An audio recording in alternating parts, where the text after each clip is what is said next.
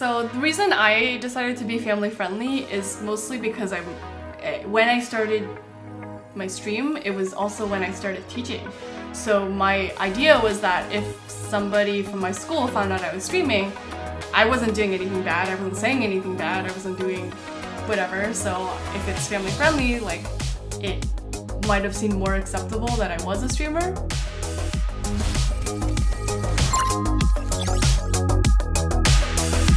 I used to drink like filter, like drip. Yeah. It's okay because I like the fact that I could just make like a big batch and like just like chug it all day, but at the same time that's the most healthy thing you can do, right? Yeah. So I kind of switched from like that to then drinking like green tea or matcha in the morning. Oh, and that then sounds delicious. Yeah, you like that? Yeah, big fan. Matcha or green tea? Both. Yeah. Mm-hmm. Yeah, I just got myself a nice little kit from Japan for my matcha tea, so nice. A lot of fun. You know, you got to take your time to do it properly. I think it's like it's part of the, I don't know, part of the enjoyment, I think, of making it. Is like, and then you taste it, you drink it. So. Do you do the whole like whisking process? Yeah, of course. Nice. Oh yeah. So I try to stay as traditional as possible. I love that. That's cool. Well, you didn't know, but the podcast has already started. So I saw the timer and I was wondering about it. Welcome to Streamforge Radio, Mellana. Thank you. Yeah. I'm happy to be here. It's super fun to have you with us, and we've indirectly worked together a little bit in the past. We've done a lot of campaigns together, some Steam broadcasts as well. Just recently, actually, you've played Have a Nice Death, right? Yeah, I played that like 3 or 4 times. Like, I feel like I've been in every campaign for that one. It's really fun. So honestly, all of the campaigns that I've done for Streamforge has been just all the games have been really fun, so I just have no complaints at all. No, I'm always glad to hear that, and it's really what we we'll try to achieve, to get everybody excited about the games we present to them. So, but it's really fun for me, and I'm sure for a lot of people listening or watching on YouTube, to get to know another side of you, because I know the creator. Like we just said, we worked together several times. I've watched you on Twitch as well, but I want to get to know you a bit more. So tell me, when did you start streaming on Twitch? I started streaming around 2017. Yeah, so it's been almost 5 years. In fact, my 5-year anniversary is in like 2 weeks, so it's been a long time. Wow. Yeah. And what got you to like start streaming? It's something I like to ask. People joining the show. So when I started streaming, it just seemed like something that I would really enjoy doing, because I am someone who really likes to talk, and I'm really like outgoing. I really like having conversations with people, but I also like playing video games is a huge part of like who I am also. So like streaming just seemed like a good marriage between the two interests. Yeah, I mean, you've gathered, your Twitch partner, you gathered over 20,000 followers. Yeah. 2.3 million channel views. It's not too shabby. It's been a really wild journey. I honestly, when I started streaming, I didn't think I would be where I am now. I just kind of wanted to make a community, and then that desire became like, hey, I want to get to know more people, and then now I know a lot of people. Yeah. How would you describe your community? Everyone's really, really nice. Like, I know like most streamers say that about their communities, but I think for me, like, I think it's really easy to get viewers to care about you as the content creator, you as the streamer, but my viewers care a lot about each other also. So like being able to ask each other about how their days were, or like, give advice to each other. So I think that is like the coolest part about my community personally. And do you guys keep up on Discord after, in between streams and all that? Yeah, I really spend too much time on Discord, way more than I should. Well, it's fun though. It's a great way to keep up with people that you care about. Yeah. Whether you're the the content creator like you, or your community, especially if as you said, they get along. So how else are they gonna continue to communicate together? If not through something like Discord. So. It's really awesome to have that available. It's crazy how Discord got so big so fast. I remember when we started our server, now probably over 4 years ago, we were we had a pretty big server back then. Now it's, I mean, relatively small compared to how big some servers are these days. But you know, it just became part of like gaming culture to be on Discord. Really, I'm not too sure what to compare it to, but it's like if you're a gamer, you're on Discord, I think. Yeah, it's gotten to the point where like my friends from like college or my friends from like high school, they'll like text me on my phone and I'm just like, I don't want to respond to you. It's like Discord or nothing for me. Yeah. So it's like really hard for me to keep in touch with people who don't have Discord, just because of how much time I already spend on it. No, I feel the same way. The only thing I'll say, if anybody at Discord listens, their audio via the app on the phone, to me it's still a work in progress. Like it's gonna cut in and out and stuff like that. But if they can fix this, they're gonna be in a really good spot to start getting a lot more, you know, a bigger piece of the pie, if you will, when it comes to just communicating. Because I think, like, I agree, a lot of the people that I mean, we have like virtual offices on Discord at Streamforge, so we work like. We use Streamforge for work. I use Streamforge for, you know, gaming with friends, for interacting with friends. So a lot of the people that I interact with on a day-to-day are on Discord, except like my parents, my wife, and my kid who's 4. So, you know. Yeah, that makes sense. Yeah, I feel that a lot. But even my husband's on Discord, so Discord is the way to go for me. You must be a gamer then. Yeah, he's a gamer. Yeah, my wife is not a gamer. I got you. Tell me, you find out you're a high school teacher. You're a full-time high school teacher. I'm jumping, you know, like subject here, but it's something that to me is quite astonishing. Tell me about how you are able to manage both your streaming career and your career as a teacher. It's not easy. When I started streaming, it was the summer before I became a full-time teacher, which means I had like a whole like class schedule. But what was difficult about that semester especially was because I was also finishing up grad school. So I was a part-time grad student, I was a part-time streamer, and a full-time teacher. So that was a lot to juggle all at once. Yep. But I feel like something about teaching is that you are constantly giving yourself to other people. You're giving your patience to the students, your knowledge. You're just giving more of yourself to the people that you are servicing, the students, right? So a piece of advice I got really early on in my teaching career is that you can't keep giving because then you're going to burn out. So you have to have something for yourself. And for me, streaming was that thing that I kept for myself, that I blocked out a little bit of time to game, to communicate with friends, to meet new people. And that kept me going for a pretty long time. Yeah, that's pretty great advice. And I think that it can be applicable for a lot of people. Being a high school teacher, though, not that I am or that I never will be, but, you know, it seems like a very tough thing to do. I remember when I was a high school student, I was not one of the good ones. I was one that would be, you know, acting up and being a clown in class, and the type of person that would be sent to the principal's office and all that stuff. So, like, how do you manage that? Like, I mean, just dealing with high school students. You know, it's kind of interesting because I would say a lot of my community, because of the games I play, are also pretty young. I would say they're probably around the same age as my students.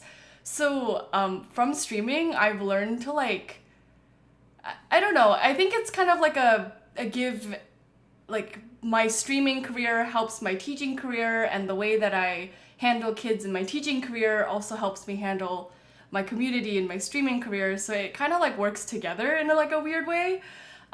So I find that, like, the way I talk to my students and the way that I can relate to my students comes a lot from my streaming, because I like learn about the memes, I learn about like what kids are interested in, I learn about like how to like talk to them like like a kid, but also like I know how to talk to them like an adult too.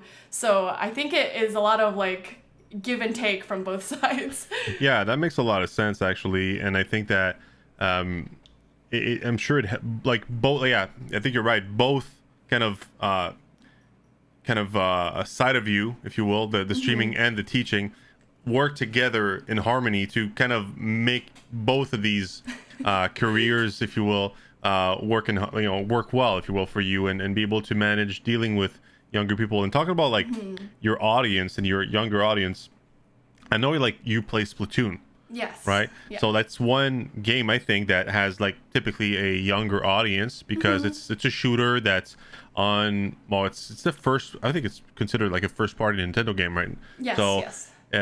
And basically it's a family friendly shooter, if you will, right? We're far from our Call of Duty, if you will. And I'm actually curious about Splatoon because I have a lot of games. I played and still play a lot of games. I love Nintendo. I love every platform, but I love Nintendo. I love first-party Nintendo games. And for the life of me, I've never played Splatoon. Yeah. And I've never been sure. I think it's not true. I think I played Splatoon once at like a PAX in the past, but that doesn't really count, does it? But I've never felt the urge to play Splatoon. That being said, I was watching you play the other day, and guess what? Terrific job as an influencer. You made me want to play Splatoon, right? And so, yeah, but tell me, what do you love about Splatoon, and why should I care about Splatoon? Okay, so there's obviously a lot of things I could say about it. So I think one of the best things about Splatoon is that it really caters to people at all like stages of gaming. So like if you are a casual gamer, it'll cater to you. There's like a mode for that. There are people who like play pretty casually, and that's totally fine. And then like if you really dig into the mechanics of Splatoon, you get to a point where it's like there's so much complexity in how people play and how people play together as a team that you can actually get to a point where you can like start competing at really high levels. And while like the Western world doesn't really see it the same way, in Japan it's like a really, really big scene. Like people are getting like the equivalent of like, like Team Liquid sponsorships from playing Splatoon or being a Splatoon content creator. And obviously like because it's a Japanese game and they get a lot of support from Nintendo in Japan, they've like partnered with like their professional baseball teams to like do Splatoon tournaments. So it's like really, really cool to see the stages at which people can play. And, sometimes Nintendo, I know this was all like pre-COVID, but Nintendo used to host in like real life tournaments. Like they would have people compete at each region, and then they would take the top teams from each region and like plop them down and be like, hey, you guys compete now. So like there's a lot of potential that if you're like quote unquote the sweaty try hard gamer, that there's a lot of things you can learn about it, and you can like play at a stage at like that level. So so it caters to pretty much any player who wants to play. Yeah. And I think that's the coolest part about it. Yeah, I think it makes it very user friendly, if you will, like newcomer friendly, I should say, right? So, and also like I think it appeals to younger people, yes, but also to dads like me. So I don't have a lot of time to game, certainly not as much as I used to. So I think like sitting down and playing like half an hour of Splatoon is something like, or any game really, is something that I'm looking for. I'm not necessarily gonna have these 4, 5, 6 hours block of time to just spend playing a game. And frankly, I don't think my mind can handle that anymore. So now I make myself sound much older than I am, but whatever. It's funny that you say that because throughout like my entirety of streaming, I actually have a lot of parents who bring their kids into the stream because my stream is family friendly, like very explicitly. Like you're not allowed to say like the words that people are like, oh, is that like family friendly or not? Right, I just right, right. I opt not to like let people do that. But I have a lot of parents bringing their kids in, and then when I do like viewer battles or whatever, they'll like be like, hey, can my daughter play? I'd be like, yeah, that's totally cool. So it's like really cool because I have viewers who are, you know, my high school age students, and then I have like the 40, 50-year-old parents bringing their also high school, middle school, elementary school age kids in to play together, and Yep. I think it's really neat. Can you play co-op on like local co-op for Splatoon? Like, can you do like split screen? No, they tried it in Splatoon 1. It wasn't very successful. Oh, it wasn't Splatoon 1. Yeah. That's why I had this image Yeah, that it used to exist. Okay. It wasn't super successful. So you Okay. pretty much have to play online if you're going to play. Right. Well, yeah, and sadly, you know, I was watching you play, and you weren't like chatting with other, you know, players in your match. Yeah. Because you know Nintendo Online, you know, services for like chatting is not, I don't think it's the best. You know, it's a bit No. outdated, let's put it that way. So I feel like that's something that maybe is, because you were talking earlier about like how you could communicate with your team and like have strategies, but I'm like, and the first thing that came to mind is like how how are you going to communicate, right? Yeah, but like but you need to like kind of like structure it in a way that you join groups that play Splatoon, and you gotta, so you know. The structure of it is that when you're playing and competing at that kind of top level, you have like a designated group that you play with. Like you have people playing certain roles. Like you have people playing like the Slayer role, or like the backline role, or the support role. Like League a bit? Yeah, a little bit like League, but less MOBA, more shooting. Right, of course, yeah. Yeah, so then you get into a Discord call with these folks. When you're playing in like just a normal like ranked match, I'm really glad they actually don't have voice chat, because you know how like kids can get salty about the thing. Yeah. You know, y'all know. So that's what I mean by communicating. I mean, like when you're actually like playing in a tournament and you're like, this is my team, I'm going to play with them, I'm going to tell everybody, like I'm going to calm out where the enemy players are, I'm going to tell people when I'm going to use my specials, things like that. I mean, and you're right, you bring on a really good point, frankly, Mellana, because, you know, even when I play Call of Duty, for example, I'm turning off, like as soon as I install a new Call of Duty, I'm turning off voice communication. I've heard the nastiest things being said, not to me, to anyone. Like, you know, just hear whatever people are saying, and it's just the nastiest stuff. Sometimes I just turn it off completely. Very toxic sometimes, unfortunately. And you know, I know it can happen the same thing on like Overwatch, or even I used to play Siege as well. And like all these games, ultimately, I ended up like, when I used to be more into Siege, I would go into you're right, exactly what you said, like a Discord specifically for this, and you would find a group, and people would invite you to get a group going, and sometimes you wouldn't. It would be the first time you meet these people, but you would talk about, you know, which characters you're going to play and so on, and you would play for a couple of hours together, you know, but you would structure it that way. So I guess Splatoon is similar, like that. But so okay, I'm pretty convinced.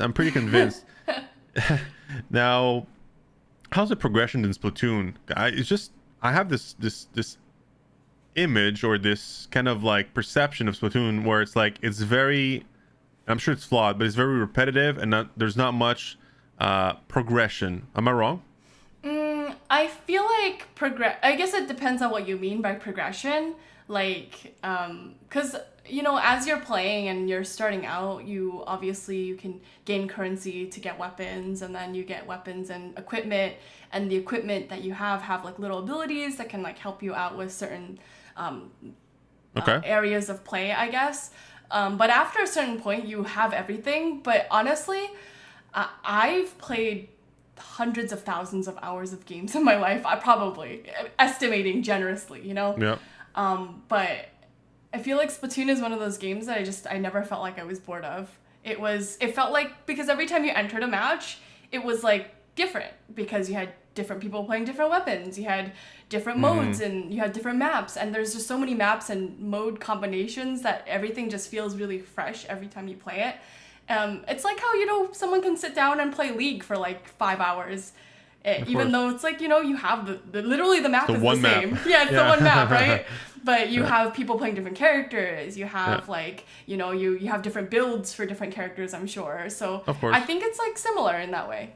Yeah, and every encounter is different. The people you play against and how they play and so on and so forth. That's a great point. You know what? I'm sold. That's it. I'm sold. I'm glad I could do that for you. But should I wait for Splatoon 3? Because I know it's been announced. Like, when is that coming out? It's coming out September 9th. Okay, so it's coming out very soon. So I should probably hold on buying Splatoon 2, maybe. Yeah. Not to influence anybody, but like personally, like wait for Splatoon 3 to come out, maybe. I know a lot of people who are interested in getting into like the competitive side with Splatoon, but are opting to hold off until Splatoon 3, which is totally fine. Like, I think having the hype of a new game is going to kind of revitalize the competitive scene too, so it's like, it's good. Yeah, that's fine. For sure. What are we expecting to be different for Splatoon 3 that you're excited about? So I guess that kind of goes into some of the mechanics of the game.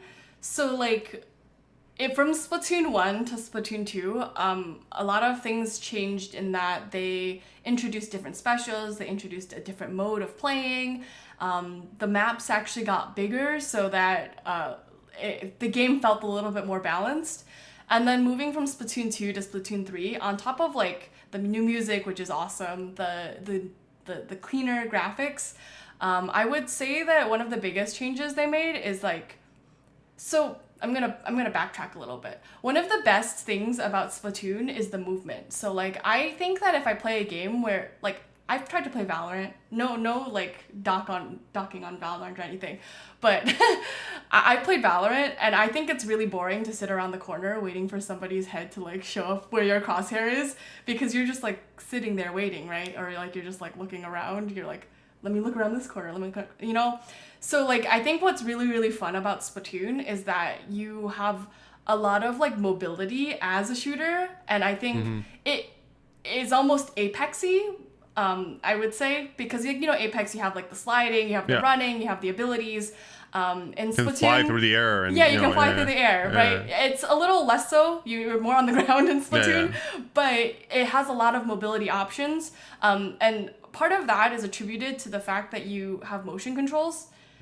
So you can like tilt your controller and like this, so like you can adjust your aim like an aim assist. So you can like flick your reticle really far, but it's still pretty reliable because of how used to the controller movement you are. So fast forward to Splatoon 3, obviously the movement tech is still there, but now there's this like, it's gonna sound silly, like a squid jump thing, where it gives you invulnerability frames as you're moving. So like that, I think, is kind of it's gonna change a lot when it comes to competitive Splatoon. Also, in addition, there's like new weapons. There's they're probably gonna balance the game a little bit more, hopefully.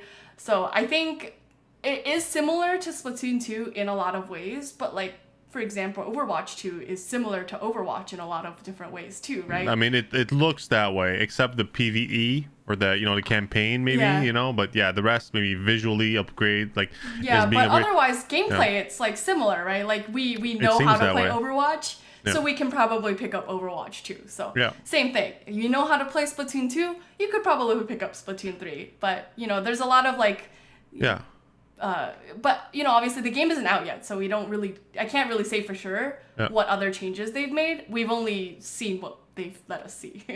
I mean, exactly, and I think it's a marketing decision on Nintendo's part as well, because you could, I think Overwatch is a good example, but it's been around for a very long time.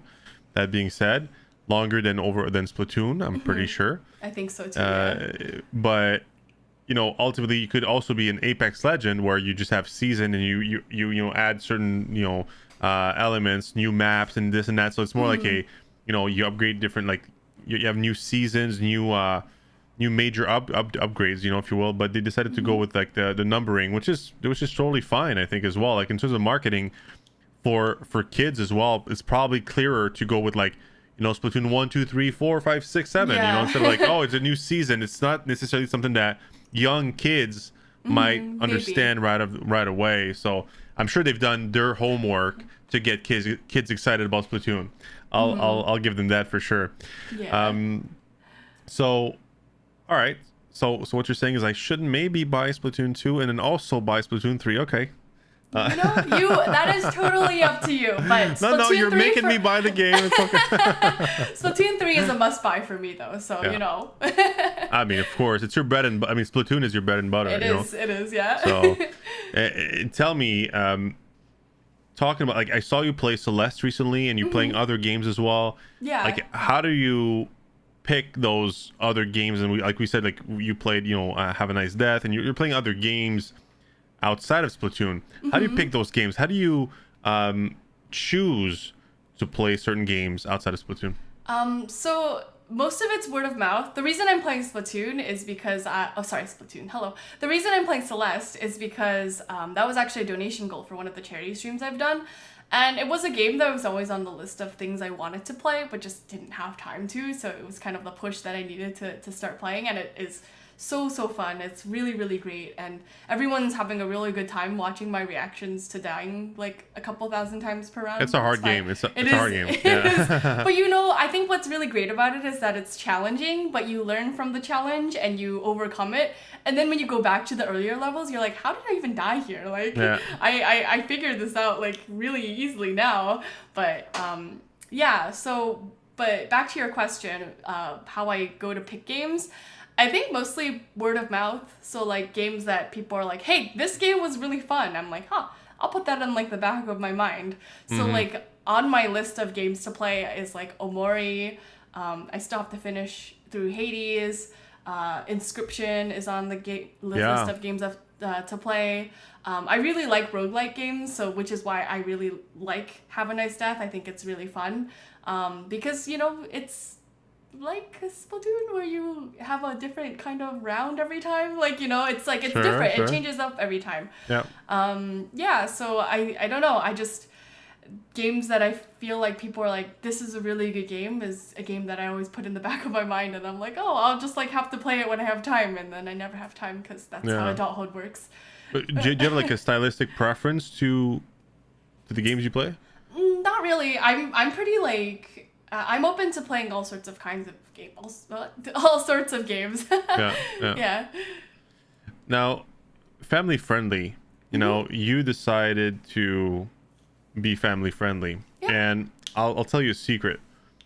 When I was doing content creation, I tried to be family friendly for a little bit. Okay. Why are you laughing? No.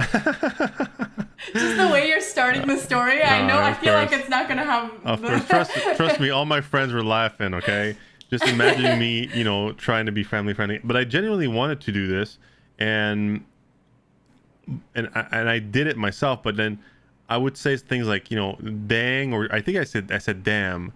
And I remember because you said earlier that sometimes there's words that, they're like, that's a word I know a lot in my stream. Yeah, exactly. But I didn't know that.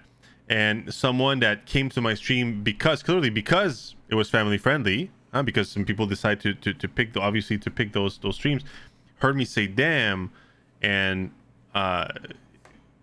they was telling me that it was a offensive word. Now I can say it on this podcast because we're not family friendly. I apologize to your listeners. You're totally some of them good. are. Yeah. I recognize that like family friendly isn't the only way to go, and that's totally valid. Yeah, but it's a tricky thing, and I mean, tell me more about your decision to, be family friendly and all the bumps and the hiccups you may have stumble upon while you've been managing your channel as a family-friendly channel? Okay, so the reason I decided to be family-friendly is mostly because when I started my stream, it was also when I started teaching. So my idea was that if somebody from my school found out I was streaming, I wasn't doing anything bad, I wasn't saying anything bad, I wasn't doing whatever. So if it's family-friendly, like, it might have seemed more acceptable that I was a streamer. Also, the fact that Splatoon does have a younger audience for, more than a handful of the community. I figured it would be like a good place for people to just like like I wanted to not to say like, you know, cursing is bad or anything, but I want it to be like a good influence as far as language goes, because I think being able to think before you say something is an important skill to have, and kids need to learn that too, right? I agree. I think like sometimes like saying like the F word or whatnot can be like a crutch, you know, like you know, something you put everywhere just because you don't really know what to say. You're saying but like instead of you're saying that, right? Exactly. I think by making it family friendly, people have to think before they type, and I think that is maybe a good skill to have, especially for younger people who maybe don't have somebody to tell them that at anywhere else, you know. True. It's funny though, because we had the middle-aged stream Jimmy a few weeks back, and he used to be a teacher. He quit. That's but fair. he was telling us how he actually went the opposite way. He went 18 plus for his stream because he didn't want his students to join him and to watch him stream, you know. So he kind of made sure that, I mean, I'm sure they probably went to his stream anyways somehow, but he still wanted to really kind of like split his life into, you know, what he does at the school and his personal private life and career as a streamer. So, but it's interesting, and I completely understand like where you're coming from. But like, did you stumble across like any, like, again, like road bumps or like anything along the way? I think the hardest part about running a family friendly stream is not me, because I'm pretty good at not like saying anything bad. I think in my 5 years I don't think I've purposefully slipped up. Like, if it was slipping up, it's because my brain was like meshing two words together and it made a curse word, like, you know. Okay. So I think the hardest part is when I do VC with my teammates, and they just like, they cop into VC and they're just like, and I'm just like, no. So like I kind of like extend the leniency to my guests on stream, that if they understand, but if it slips, like it slips, you know, whatever. But I know personally that I'm really good about it. But kind of to go back to what you were saying, I do try to keep my stream and my school life more or less separate. Like, I don't go around telling people in my school that I'm a streamer. That's weird, right? Because I feel like that makes students feel like I'm their friend. And while I can be a mentor and while I can be like a confidant, I don't particularly want to be their friend, because then they don't take me seriously in class, you know? Yep. So, but you know, it's just one of those things where it's like, if they found me, then I'm not doing anything bad. Yeah. It makes total sense, all of this. And I think that there's still a challenge that to be dealing with a streaming career and then being a teacher and try to like make the two work basically for you. Are you hoping, and that's, you know, just between you and I, are you hoping to one day just do streaming, or would you still say you got, you know, you had 20,000 CCV on Twitch, right? That would be the dream, huh? Well, would you quit teaching? I think if it was 20,000 CCV and like 3,000 subs, sure, like, you know. But I think right now I'm pretty committed to teaching. I have thought about it for a while, because I've had some of my teaching experiences have not always been the best. In fact, they've been pretty rotten. So I have thought about transitioning full-time, but then I had an opportunity to do so, and I felt like I didn't like the pressure of having to stream.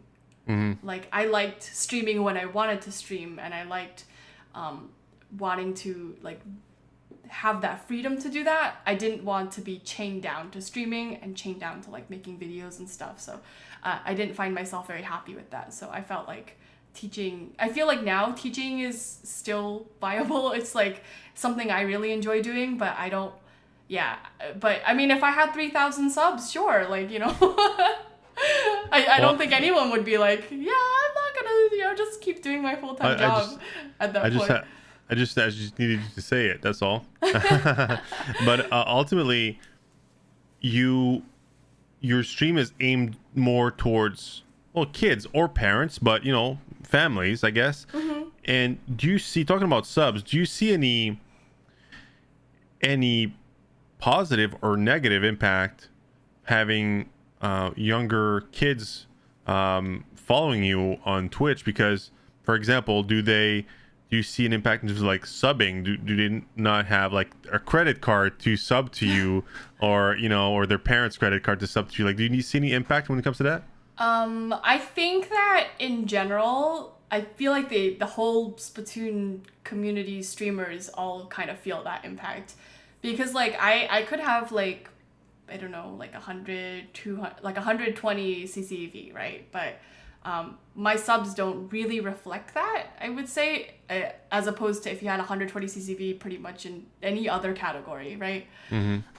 But like for me, it doesn't matter because I have a full-time job. I have a husband with a full-time job. I don't do this for the money. It's nice to have a little bit of extra income, but I do it because I like building community, and I like showing people that, like I am there for you. I'm just like, like I'm a space where you can be you, and that's my primary reason for streaming.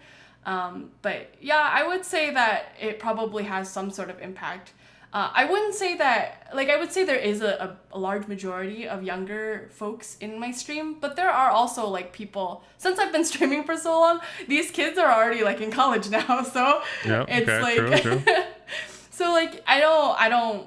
I don't really tend to look at it that way. I feel like it's just something that makes me happy, and then I get something extra on top of it, Yeah, for sure. And talk about, like, a younger audience.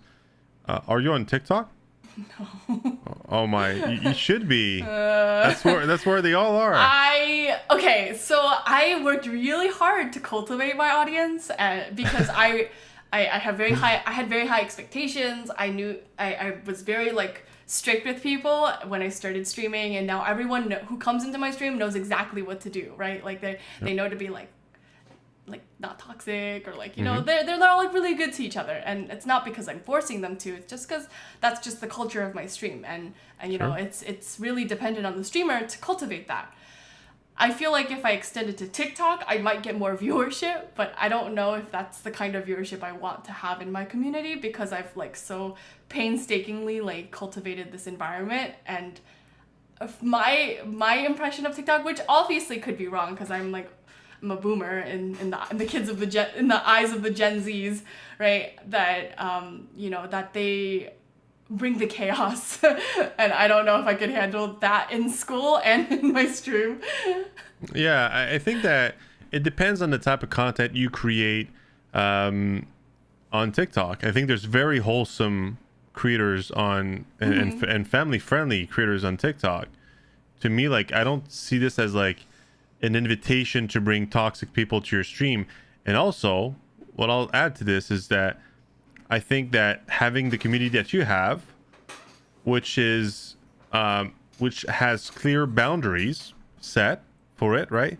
Someone coming in and being toxic is not going to feel welcome too long. I think that without, you don't even need like a lot of moderation necessarily. I think that if someone toxic come to your stream, they're going to get that it's not a place for them, if they're a toxic person. So I think that you're going to get a lot of like people being filtered out naturally.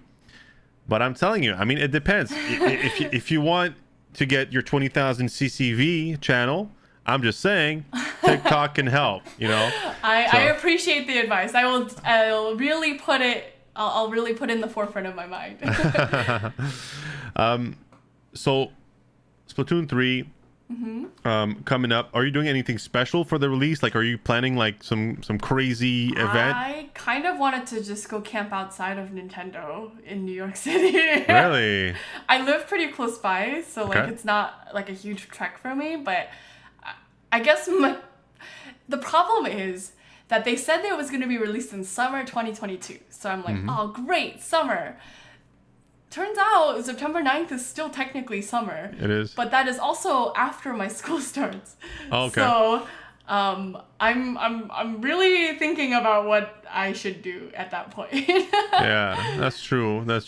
Like, but what is the plan? Like, camp outside for how long? I mean, what's the... I want to be the first one online, but I don't know what other like Splatoon fans are gonna be out there like a week in advance, like, you know. Yeah, yeah, so exactly. I have to like really like plan it out like. It's New York, you know. You're not like in the middle of nowhere, right? Yeah. So we'll see. We'll see if that happens. That's cool. I was there actually nice. a few months ago. Actually, yeah. Did you get to see the giant Donkey Kong? No, Is it a Bowser now?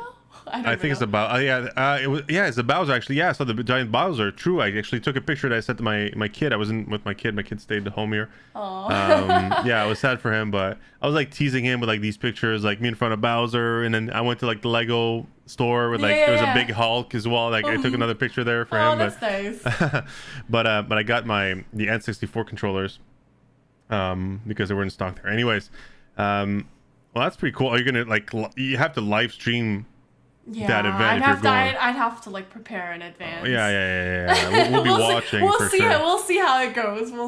Yeah. Awesome.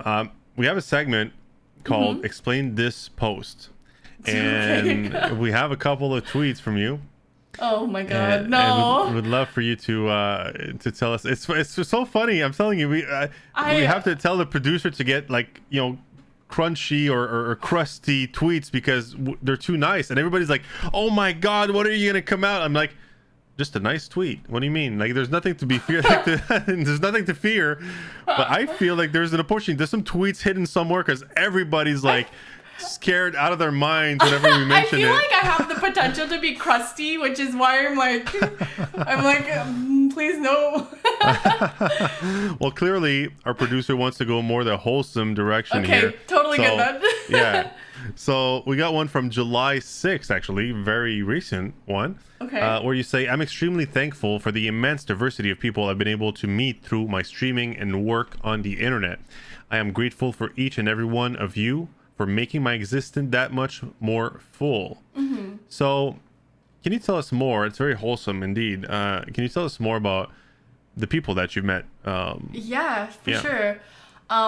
So I think what's really interesting about Splatoon is that it gathers a lot of different, like the diversity of people who are interested in Splatoon is just like immense.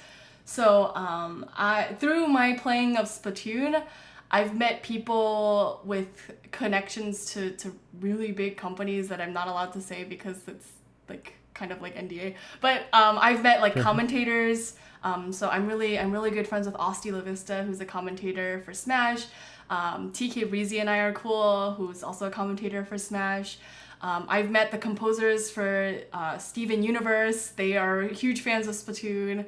And then just like the people that I've met who have like taught me things, I feel very grateful for. So like I would say that people who have taught me the most are people in the LGBTQ community.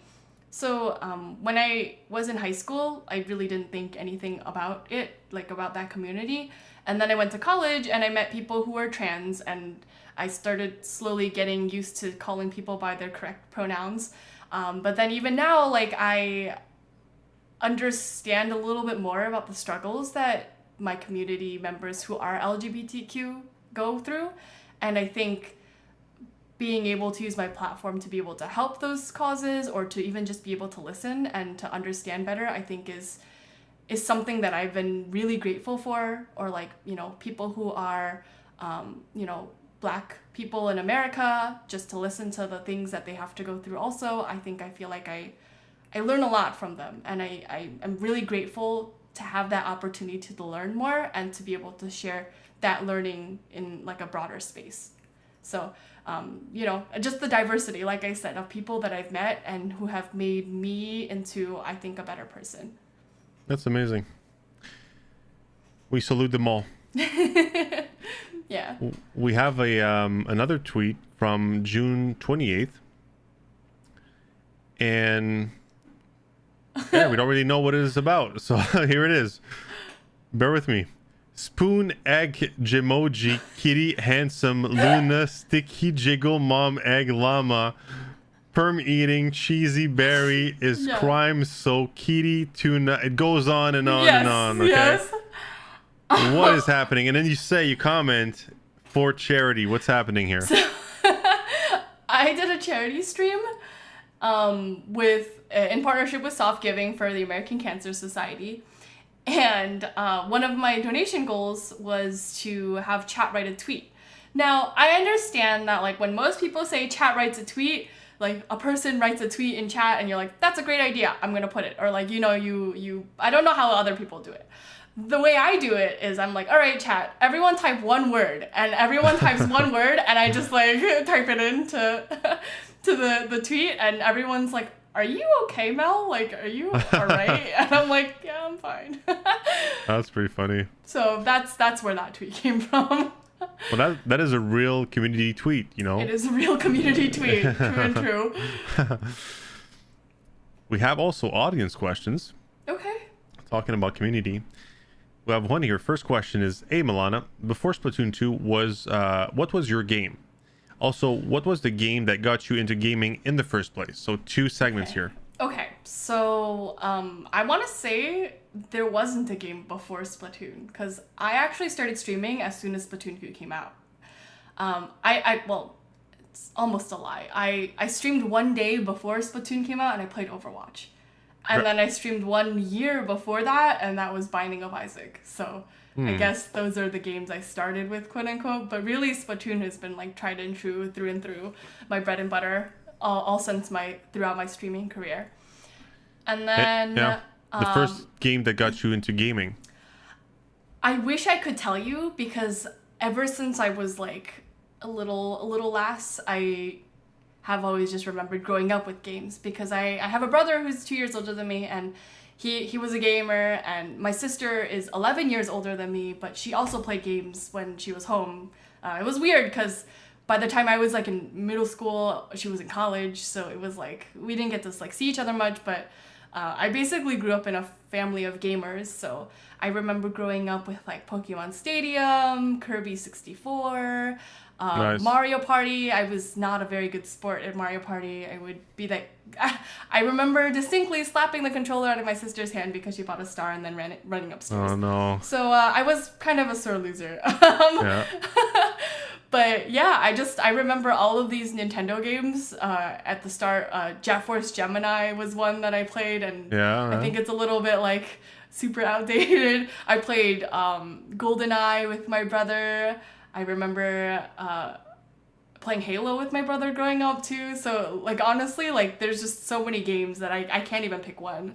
Yeah, not me. And from what I'm hearing, the N64 was a big part of your childhood. Yeah. When it comes to gaming. Even the Super Nintendo. So I remember playing Mario Kart on the Super Nintendo. So it was really cool getting to grow up with a family of gamers. Yeah. N64 is my favorite console of all time. You know, so many great memories as well. Like very much like tied to like family. Not so much my brothers and sisters. I have a older sister that never really gamed, but more like immediate family, like my cousins and all, like would gather and play, you know, GoldenEye, like a split screen, four people, you know, that was like you're cheating by looking at the other people's screens. I remember Pokemon Stadium as well. That was a lot of fun. We used to play with my uncle. He had no idea what was happening on screen, but he would love to play the N64 as well. Anyways, I good love times. that. Yeah, I think the best part about video games is just getting to see people bond together from it. I think that's really just the magic of playing games together. Yeah, it's so different nowadays. Like I never get anyone. Yeah, obviously I'm much older, but I feel in general people don't get people to come over and play on one TV, which is why I mentioned or asked about the Splatoon 2 co-op split screen. You know, like it's something that I think. You know, of course, I'm gonna sound like a boomer, but it's still something. I mean, like, you know, like this human connection of being like, you know, physically with someone else to play something that you're sharing, like, you know, the same screen and you're looking at the same thing and you're just in that bubble together. It's something that I miss sometimes, you know. And I know today is like different. Everybody's online on Discord, and it's great. Don't get me wrong. There's so many positive. Like, for example, it's so much more, you know, like. It gets it's much easier to find other people that share your interests and your hobbies. You know, for example, like you want to play Splatoon with friends, you can find a Discord with a bunch of people. That's so awesome. Like back in the 90s or the early 2000s, it'd be much more difficult. You'd be they kind of on the corner of the street and be like, who wants to play with me? That wouldn't happen ever. You know, like it just doesn't. You know, so. But anyways, good times with the N64. We got another audience question. Hey, Mellana. I really like what you're doing to bring together the competitive community in a healthy and positive way. I especially like what you're doing with SpawnPoint. Do you have any plans to apply the same stream team concept to other games and potentially branching off? That is an interesting question. I actually had that thought not that long ago. So I guess just to kind of go over what SpawnPoint is. So SpawnPoint is my stream team. And what we do is we try to, how do I say it? Show people what a healthy competitive mindset looks like by example. So like the people on the team wouldn't be considered like the most like sweaty, try hard like people, but they're all willing to continue to make themselves better players in a healthy way. And I think that's the heart of being competitive, right? Like you don't have to play at the top of the level, at the top of the game, top of the competitive scene. What matters is that you take a step back, you look at how you played, you're like, hey, I could do better than that, and you go back at it again. And I think that is the heart of competition, the heart of being a competitive player. So that's what we are trying to do at the team, to try to like make sure that we can lead by example and we can make that attitude more prevalent in the scene. Now, I had this thought where we could expand it to other communities, and I think having something like that would be useful in other communities. But I think what makes I guess Splatoon special is how tight-knit we are. So right now I don't have any plans to extend it further, but I think that would be an interesting project maybe for someone else to pick up in the meanwhile. I mean, it's an awesome concept from what I'm hearing here. And that was my next question. Is it's Splatoon specific, right? So it's only for Splatoon right now. That's what I'm understanding. For now. But, for now. Who knows where the future will take us? Who knows? Anyone? It's an awesome concept. And I completely agree that, being a competitor is certainly not, being a sore loser or blaming others and being, angry is quite the opposite. To look back at yourself and say, like, how can I improve? I totally, I love the concept. That's awesome. We have a rapid fire segment. Okay. Yeah. You ready for this? 15 questions. All right, I'm ready. 2 possible answers. You pick one. Okay. No right or wrong answer. Just say whatever comes to mind. Okay? Okay. Ready? Yeah. Okay. Would you rather eat a pigeon or eat a crow? Pigeon. Go back to 10 years old with the knowledge you have now, or have $50 million but be 50 years old? $50 million. Pants or shorts? Shorts. Blondes or brunettes? Brunettes. Would you rather win the lottery or find true love? True love. Apple or Samsung? Samsung. Americans or Canadians? Canadians. Yeah. Only be able to eat food that begins with a B or with an M? B. Would you live in a 1-bedroom house or a huge haunted mansion? 1-bedroom house. Cycling or swimming? Swimming. Bounce off every surface you touch or never be able to jump again? Bounce off every surface I touch. It's very Splatoony in a way, kind of. KFC or Popeyes? Popeyes. Only be able to shower once a week or use the bathroom once a day? Bathroom once a day. No food for 30 days or no water for 3 days? Water for 3 days. Would you add 1 inch to your height if it meant you had to lose 10 IQ points? No. There we go. That's it. 15 questions. Awesome. I really had to think about some of those because I was like, foods that begin with B or foods that begin with M. Yeah. I'm like, but bread begins with B, so bread. Yes. B. You just gotta find one good one that you can't live without. You know. You know, when you started the Apple or Samsung one, I was like, all right, apples or oranges. I was like, really just like apples or oranges, apples or pears. And then you said Samsung, and I was like, I wasn't expecting that. Well, Mellana, it was an absolute pleasure to have you do this episode with us, and it was so fun to learn more about you, what you're doing as a teacher, as a streamer, also learn more about your bread and butter game, Splatoon 2 specifically, learn more about Splatoon 3 coming up. Honestly, you got me sold. You know, I'm not just saying this, like I want to play Splatoon now, and I invite everyone to check you out online.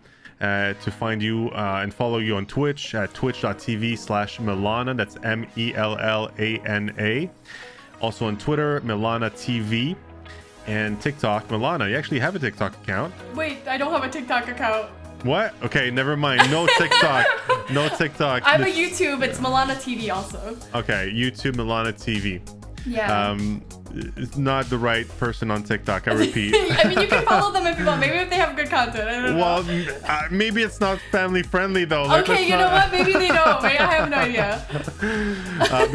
Before we go, do you want to say anything else to our listeners? I actually wanted to thank you for this whole Streamforge thing. I think it is such an awesome opportunity for creators to just be paid to just play games. I think it's like really such a nice thing to do. So I really appreciate you setting all this up for us, because I think, like I said way in the beginning, that the games y'all partner with are all really, really fun. So it's like the 4 hours just pass by and you get paid to do that. So like what better gig is there? So thank you very much. I really appreciate that. Well, you're welcome, and thank you for mentioning it. And I couldn't do it without my co-founder Nick and my team, you know, behind and all our awesome clients that we've been working with for years now. So it's so fun to hear positive feedback from creators. That's really one of the main reasons why we do it. You know, it's like we want to enhance your life as a content creator, have you play awesome games that and get you paid, and you know, for doing it. So it's awesome. Yeah. Thank you for mentioning it. It means a lot. So guys, again, check out Mellana online. She's on Twitch, of course, Twitter, YouTube, no TikTok. YouTube, yes, YouTube. And guys, if you want to leave a positive feedback, subscribe, like this podcast, tell your friends, your family. We're back every Tuesday. We'll be back next Tuesday with another guest. Thanks again, Mellana. Thank you for having me. And I'll see you all soon. Thank you.